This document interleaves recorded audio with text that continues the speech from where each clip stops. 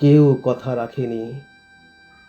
৩৩ বছর কাটল, কেউ কথা রাখেনি। ছেলেবেলায় এক বষ্টমী তার আগমনী গান হঠাৎ থামিয়ে বলেছিল, শুক্লা দ্বাদশীর দিন অন্তরাটুকু শুনিয়ে যাবে। তারপর কত চন্দ্রভুক অমাবস্যা এসে চলে গেল, কিন্তু সেই বষ্টমী আর এলো না। 25 বছর প্রতীক্ষায় আছি। মামাবাড়ির মাঝি নাদের আলী বলেছিল, বড় হও দাদা ঠাকুর, তোমাকে আমি 3 প্রহরের বিল দেখাতে নিয়ে যাব। সেখানে পদ্ম ফুলের মাথায় সাপ আর ভ্রমর খেলা করে। নাদের আলী, আমি আর কত বড় হব? আমার মাথায় এই ঘরের ছাদ ফুঁড়ে আকাশ স্পর্শ করলে তারপর তুমি আমায় 3 প্রহরের বিল দেখাবে? একটাও রয়্যাল গুলি কিনতে পারিনি কখনো। লাঠি লজেন্স দেখিয়ে দেখিয়ে চুষেছে লস্কর বাড়ির ছেলেরা।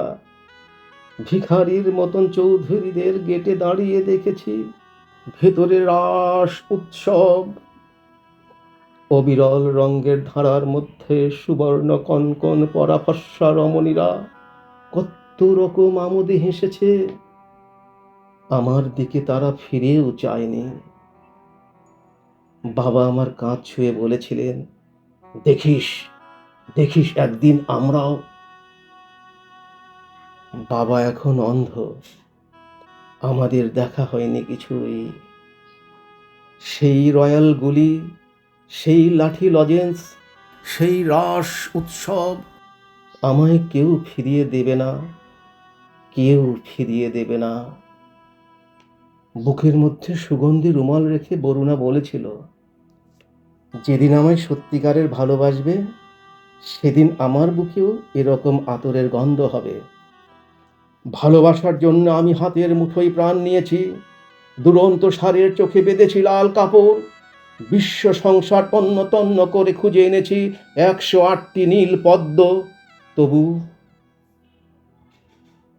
তবু কথা রাখেনি বরুণা। এখন তার বুকে শুধুই মাংসের গন্ধ। এখনো সে যে কোনো নারী, কেউ কথা রাখেনি। 33 বছর কাটল, কেউ কথা রাখে না, কেউ কথা রাখে না।